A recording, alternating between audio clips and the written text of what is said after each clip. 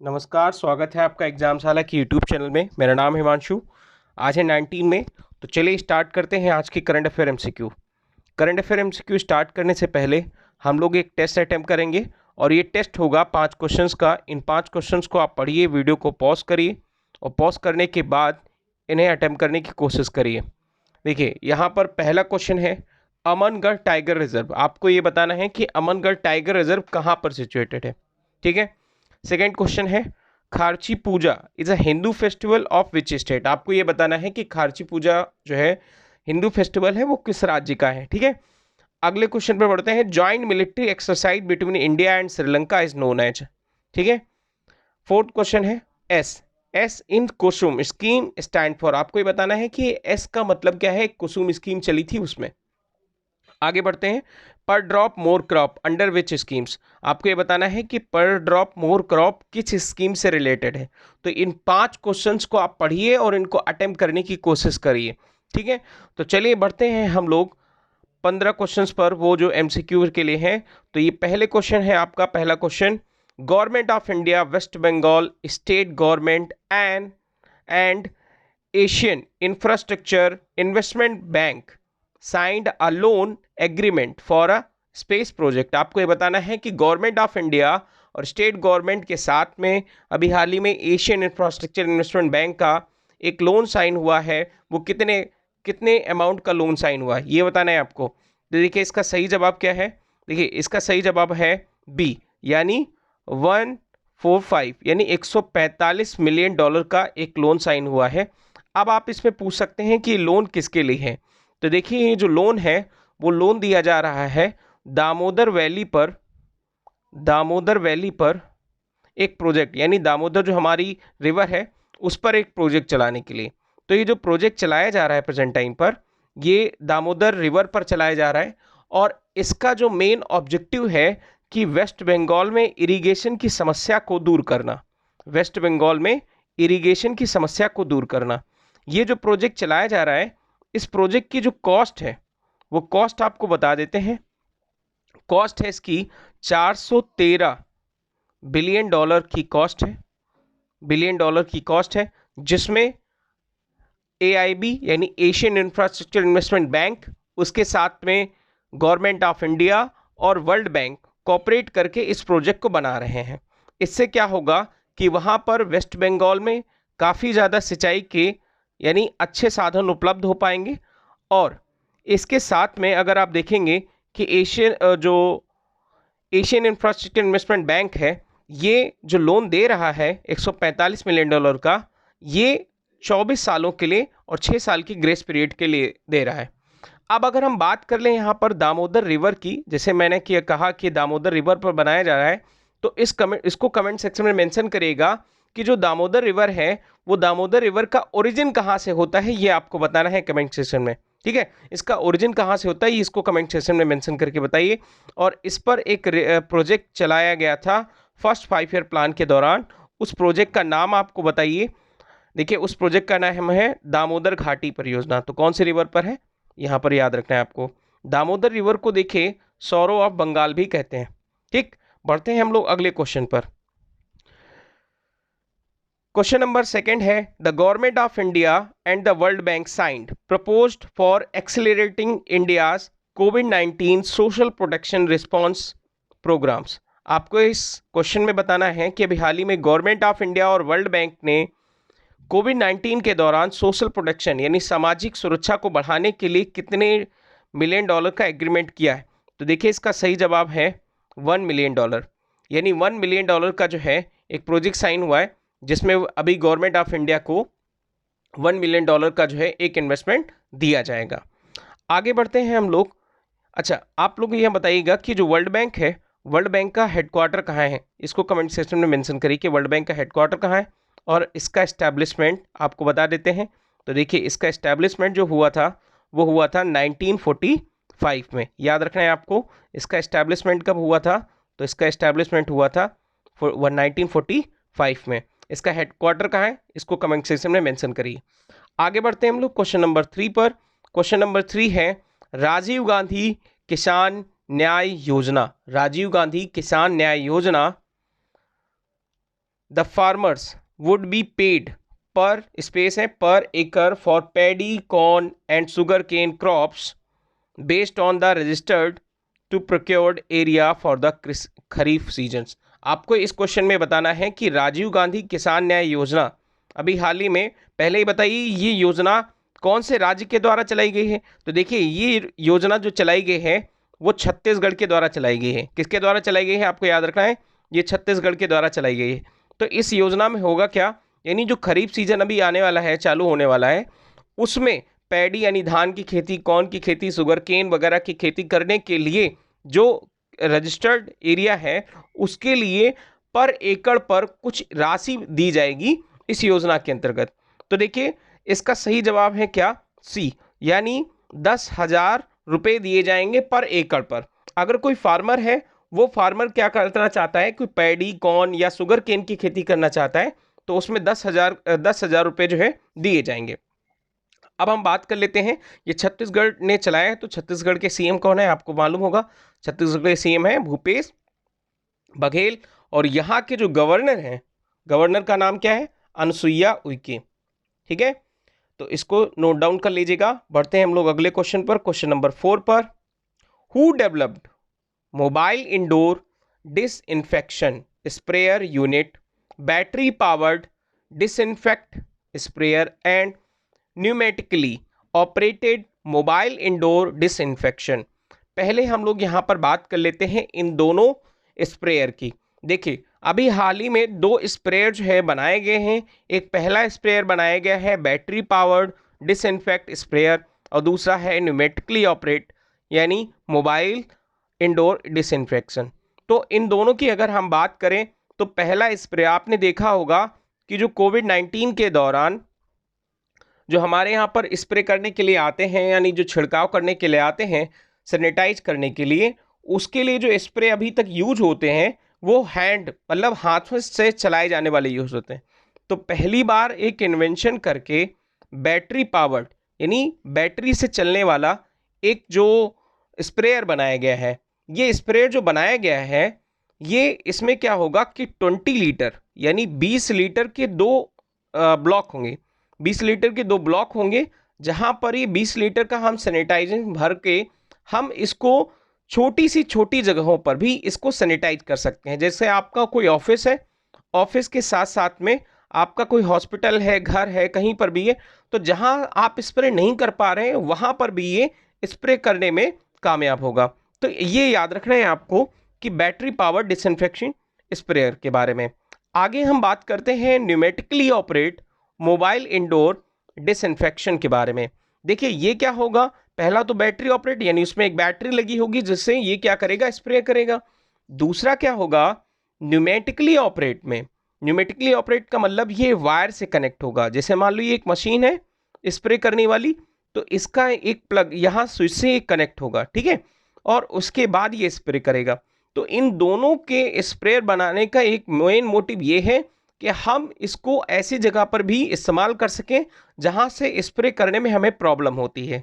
I hope आपको ये समझ में आया होगा। अब अगर हम बात कर लें यहाँ पर कि ये बनाया किसने है, तो देखिए इसका सही जवाब है, इसका सही जवाब है CSIR ने। तो CSIR यानी यहाँ पर मैं बता दे रहा हूँ central mechanical engineering research institute, ये दुर्गापुर के एक मैकेनिकल डिपार्टमेंट ने यहाँ पर ये 2 चीज़ें बनाई हैं, sprayer battery power disinfection sprayer, और याद रखना है आपको कौन सा, pneumatically operated mobile indoor disinfection यानी पॉमेट। ठीक है, तो दोनों का फुल फॉर्म भी याद कर लीजिएगा और दोनों क्या काम कर सकते हैं ये भी आप याद कर लीजिएगा। ठीक है, आगे बढ़ते हैं हम लोग क्वेश्चन नंबर 5 पर। Defence testing infrastructure scheme DTID, आपको यहाँ पर इसका फुल फॉर्म जरूर याद रखना है। ठीक है, डी यहाँ पे यस कर लीजिएगा, यहाँ पे स्कीम्स है ना, DTIS, इसको आप लोग यस कर लीजिएगा DTIS। तो defence testing infrastructure schemes will run for the duration of, सबसे पहले हम लोग जान लेते हैं डिफेंस टेस्टिंग इंफ्रास्ट्रक्चर स्कीम है क्या। देखिए इस स्कीम का मतलब ये है कि यहाँ पर जो इंडिया में ही हम डिफेंस से जुड़े हुए जितने भी इक्विपमेंट हैं, चाहे वो मिलिट्री से हो, एयरफोर्स से हो, नेवी से हो, किसी भी तरीके से हो, उन इक्विपमेंट को हम यहीं पर मैन्युफैक्चर करें। और इसका एक मेन मोटिव ये है कि हम अपने डिफेंस का जो इंपोर्ट है, उस इंपोर्ट को हम क्या करना चाहते हैं, उस इंपोर्ट को रिड्यूस करना चाहते हैं। तो इंपोर्ट को रिड्यूस करने के लिए डिफेंस टेस्टिंग इंफ्रास्ट्रक्चर स्कीम चलाई गई है। तो इस स्कीम में होगा क्या, इस स्कीम में है क्या, यानी 400 करोड़ रुपए का ये प्रोजेक्ट होगा।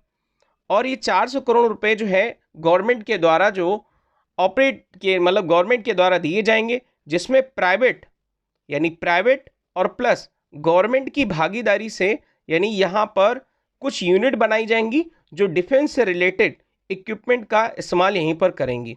ठीक है, तो ये अब आपको यहाँ पर समझना है कि ये प्रोजेक्ट है कितने साल के लिए। तो देखिए ये प्रोजेक्ट है 5 ईयर्स यानी 5 साल के लिए, आपको ये याद रखना है। अच्छा, प्रेजेंट टाइम पर अभी आप बताइए कि डिफेंस मिनिस्टर कौन है। तो आपको मालूम होगा कि डिफेंस मिनिस्टर प्रेजेंट टाइम पे राजनाथ सिंह है। चलिए, अच्छा ये कमेंट सेक्शन में मेंशन करके ये बताइए कौन सी कॉन्स्टिट्यूंसी से हैं, इसको आप कमेंट सेक्शन में मेंशन करिए। अब बढ़ते हैं हम लोग अगले क्वेश्चन पर।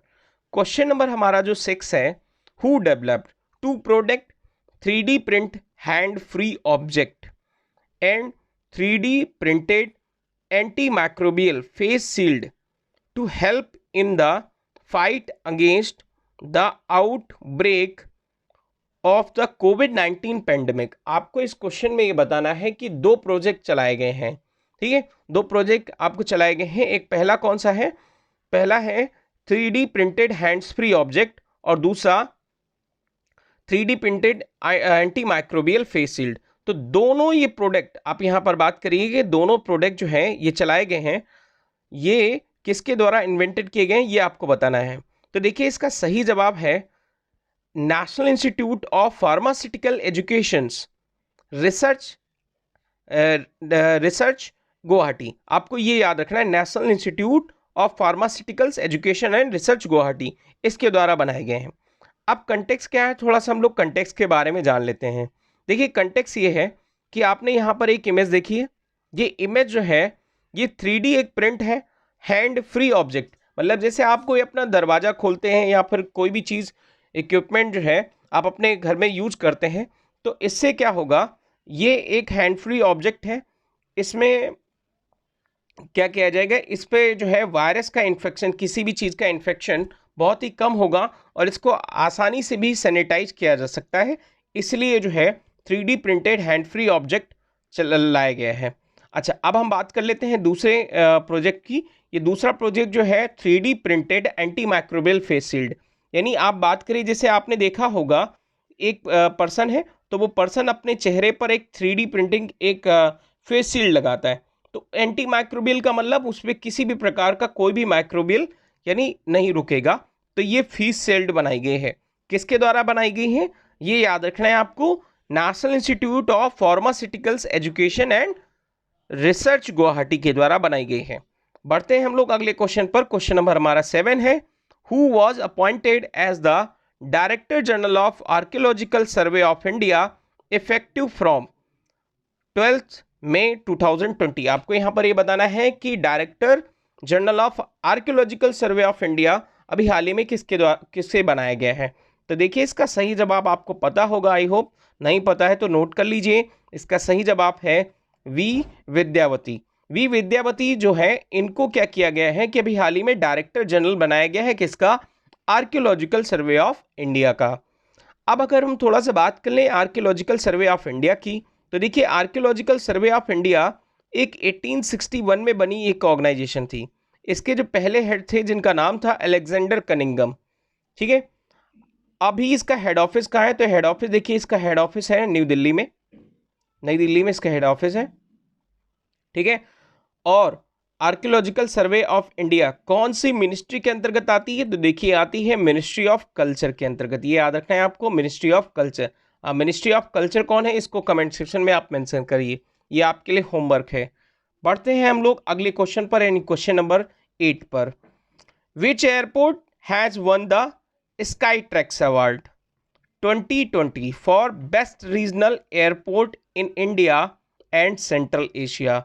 आपको यहाँ पर ये बताना है कि बेस्ट रीजनल एयरपोर्ट, याद रखना बेस्ट रीजनल, रीजनल नहीं बोलना, अगर थोड़ा सा रीजनल अगर भूल जाएंगे तो यहाँ पर आपका ऑप्शन जो है गलत हो जाएगा। तो इसका सही जवाब क्या है, बेस्ट रीजनल एयरपोर्ट के तौर पर ये दिया गया है द केम्पवाड़ा इंटरनेशनल एयरपोर्ट, यानी बेंगलोर। अच्छा, अब अगर हम बात करें यहाँ पर कि जो बेस्ट ग्लोबल एयरपोर्ट का अवार्ड जो है वो किससे दिया गया है, तो याद रखना है कि बेस्ट ग्लोबल अवार्ड ये चांगी एयरपोर्ट को दिया गया है। याद रखना है आपको, कौन सा, चांगी एयरपोर्ट। चांगी एयरपोर्ट का मतलब है जो सिंगापुर में है। चांगी एयरपोर्ट नोट डाउन कर लीजिएगा, ये बेस्ट ग्लोबल का अवार्ड है, यानी वर्ल्ड का बेस्ट एयरपोर्ट है। ठीक है, चांगी एयरपोर्ट सिंगापुर, याद रखना है आपको। बढ़ते हैं हम लोग अगले क्वेश्चन पर, क्वेश्चन नंबर 9 पर। तो क्वेश्चन नंबर 9 है, देखिए, Manmeet Singh Walia passed away at the age of 58। Age में मैटर नहीं करती। He was a national champion in which sport, ये किस स्पोर्ट से रिलेटेड थे ये आपको बताना है। तो देखिए, ये जो है टेबल टेनिस से जुड़े हुए थे। किससे थे, टेबल टेनिस से जुड़े हुए थे, ये याद रखना है आपको। अब यहाँ पर हम बात कर लेते हैं एक बहुत ही जो इनकी जो डेथ हुई 58 के एज के बारे में। तो इनकी जो डेथ हुई वो एक बीमारी से ग्रस्त थे जिनका नाम था ALS। ALS का फुल फॉर्म होता है अमेट्रोट्रोपिक लेटरल स्क्लेरोसिस। मतलब आपने नाम सुना होगा स्टीफन हॉकिंस का, शायद उन्होंने देखा होगा आपको, वो चेयर पर बैठे रहते थे और वहाँ से वो बोल भी नहीं पाते थे और किसी भी फिजिकल पार्ट का कोई मूवमेंट नहीं होता था। यही वो बीमारी होती है जो ALS, यानी इसमें आपका नर्वस सिस्टम पूरी तरीके से क्या हो जाता है, ब्रेक हो जाता है और कोई भी मसल्स काम करना बंद कर देती है, यानी शरीर में किसी भी पार्ट का कोई मूवमेंट नहीं होता, यहाँ तक कि आपको बोलने में भी काफ़ी दिक्कत आती है। ठीक है, तो आई होप आपको समझ में आया होगा ये किस बीमारी से ग्रस्त थे। तो बीमारी से ग्रस्त है ALS, यानी अमेट्रोट्रोपिक लेटरल स्क्लेरोसिस है। ठीक है, अब हम लोग बात करते हैं आगे नेक्स्ट क्वेश्चन पर। तो क्वेश्चन नंबर 10 है, who wrote the musical creation united we fight to fight against कोविड-19 unveiled by the Indian council for cultural relations. आपको ये बताना है यहाँ पर कि भी हाल ही में एक सॉन्ग बनाया गया था यूनाइटेड वी फाइट, यानी कोरोना वायरस से लड़ने के लिए एक जो सॉन्ग कंपोज किया गया है वो किसके द्वारा, ये रिटन किया गया और कंपोज भी किया गया है। तो इसका सही जवाब है, याद रखना है आपको, जोए अल्वेरेस। ठीक है, जोए अल्वेरेस, ये याद रखना है आपको। आगे बढ़ते हैं हम लोग क्वेश्चन नंबर 11 पर। तो देखिए क्वेश्चन नंबर 11 है, what is the name of new rare new super earth planet towards the center of the galaxy discovered by the team of astronomers at the University of Canterbury, New Zealand, led by the Dr. Antonio Herrera Martin and the Associate Professor Michael Albro। देखिए यहाँ पर आपका professor का नाम याद रखने की ज़रूरत नहीं है, आपको यहाँ पर ये याद रखना है कि अभी हाल ही में नया प्लैनेट डिस्कवर किया गया है, बिल्कुल उसी तरीके से जैसा न्यू सुपर अर्थ, मतलब अर्थ की तरीके से ही दिखने वाला एक प्लैनेट। तो जो अर्थ की तरीके से दिखने वाला प्लैनेट है उसका सही नाम क्या है, उसका सही नाम पड़ा है यहाँ पर OGLE 2018 and BLG 0677। तो ऑप्शन डी है यहाँ पे सही आंसर। देखिए अब अगर मान लो ये अर्थ है कोई, ठीक है, इसके बारे में थोड़ा सा कंटेक्ट मान लेते हैं। तो अर्थ के बाहर, यानी अर्थ के सोलर सिस्टम के बाहर, अर्थ के सोलर सिस्टम के बाहर अगर कोई प्लैनेट देखा जाता है तो वहां पर इसको हम लोग बोलते हैं गोल्डी लॉक जोन्स। याद रखना है आपको, क्या है बोलते हैं इसको, गोल्डी लॉक जोन्स। ठीक है, अब बढ़ते हैं हम लोग क्वेश्चन नंबर 12 पर। Which former Commonwealth Games gold winning Indian boxer was re inducted into the National Anti Doping Agency disciplinary panel. देखिए यहाँ पर आपको ये बताना है कि भी हाल ही में किसे पुनः शामिल किया गया है नेशनल एंटी डोपिंग एजेंसी में री इंडक्ट करने के लिए। तो इसका सही जवाब है अखिल कुमार। देखिए अखिल कुमार एक बॉक्सर चैंपियन है, इन्होंने एशियन गेम्स में जो है गोल्ड मेडलिस्ट भी जीता है। तो इन्हें अभी फिर से क्या किया गया है, री इंडक्ट किया गया है, याद रखना है आपको। अब अगर हम बात कर ले यहाँ पर नेशनल एंटी डोपिंग एजेंसी की, तो देखिए ये ऑर्गेनाइजेशन ऐसी है जिसको बनाया गया था 2005 में, और इसका मेन उद्देश्य है कि स्पोर्ट को पूरी तरीके से हमें क्या करना है, डोपिंग से बाहर करना, मतलब एंटी डोपिंग कैंपेन में इसको प्रमोट करना है। आगे बढ़ते हैं हम लोग क्वेश्चन नंबर 13 पर। क्वेश्चन नंबर 13 है हमारा, world hypertension day is observed on every year. आपको यहाँ पर ये बताना है कि वर्ल्ड हाइपरटेंशन डे है ये कब मनाया जाता है। तो देखिए इसका सही जवाब है 17 में। इसका सही जवाब क्या है? 17 में। 17 में। आज प्रेजेंट टाइम पर जो सिचुएशन चल रही है वो सिचुएशन क्या है? सिचुएशन बहुत ही ज़्यादा वर्स्ट है।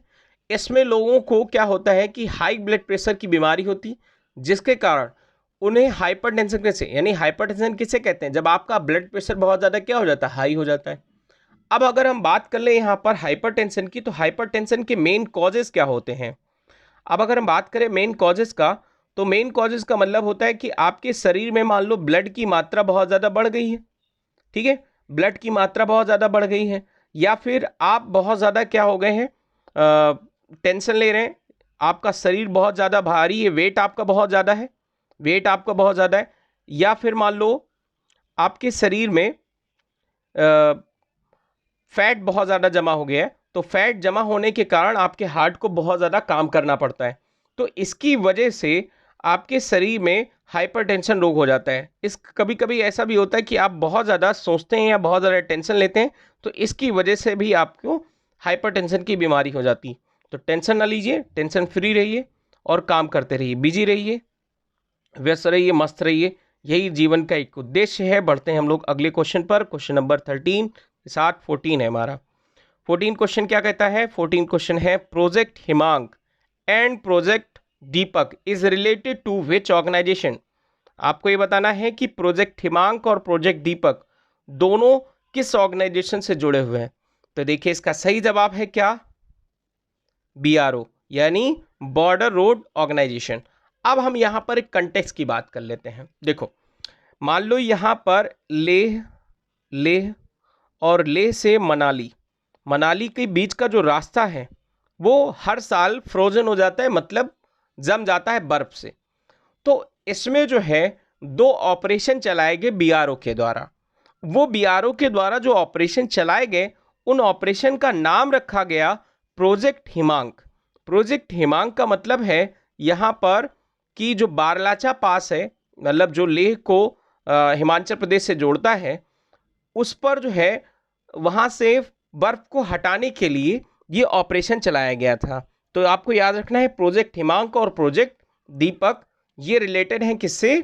BRO से। अब हम बात कर लेते हैं BRO की।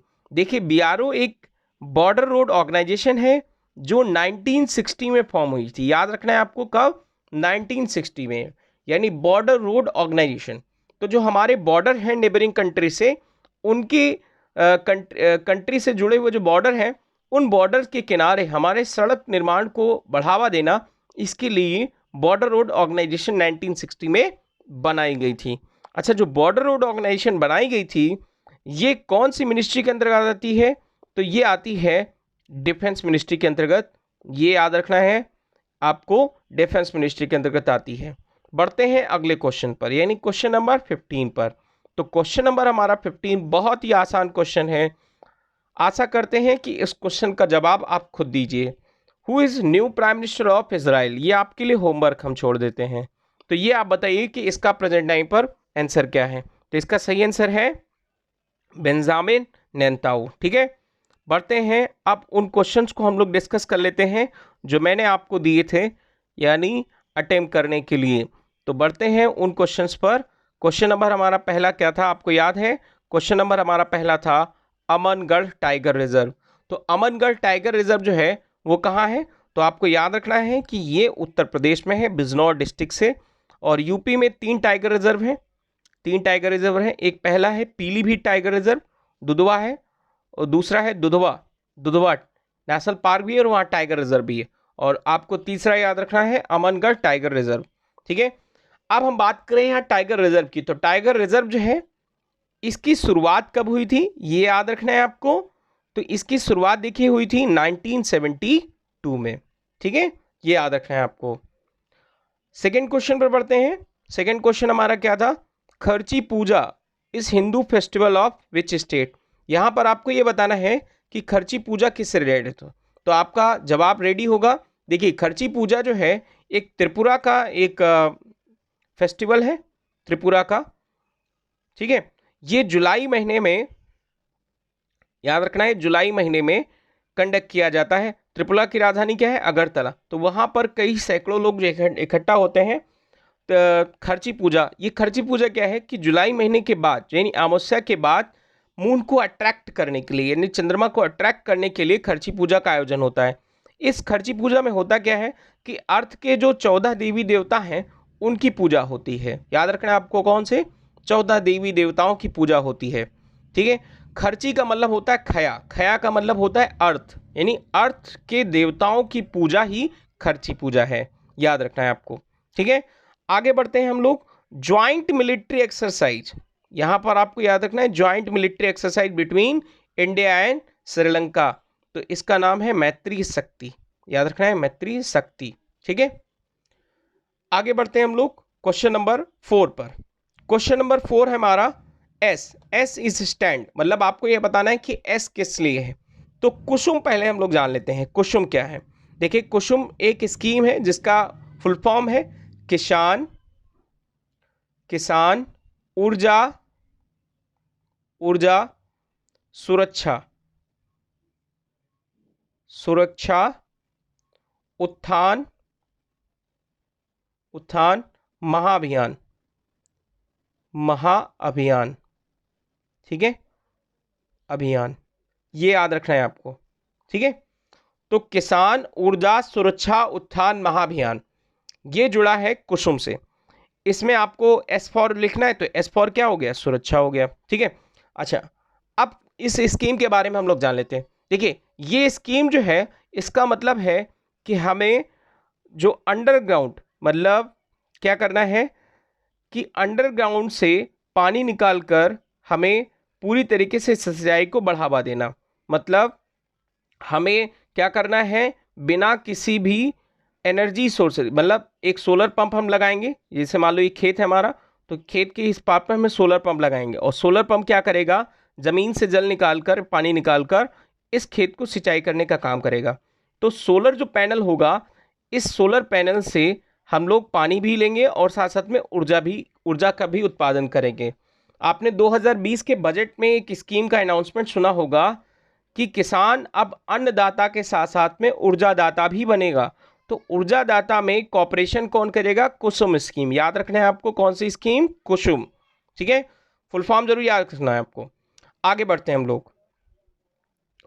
पर drop more crop under which scheme. तो यहां पर आपको बताना है कि पर ड्रॉप मोर क्रॉप कौन सी स्कीम से जुड़ी हुई है। तो देखिए इसका सही जवाब है प्रधानमंत्री कृषि सिंचाई योजना, ठीक है, प्रधानमंत्री कृषि सिंचाई योजना, ये आपको याद रखना है। ये स्कीम का अनाउंसमेंट कब किया गया था, 2015 में। इसमें मतलब इसका मोटिव ये है कि हम कम पानी में अधिक से अधिक उत्पादन कैसे लें, ये है इस प्रोजेक्ट का मेन मोटिव, ठीक है। तो इस वीडियो में इतना ही। आशा करते हैं आपको ये अच्छा लगा होगा। अगर अच्छा लगा हो तो इस चैनल को सब्सक्राइब करिए, लाइक करिए, शेयर करिए और जुड़े रहिए हमारे साथ। Thank you for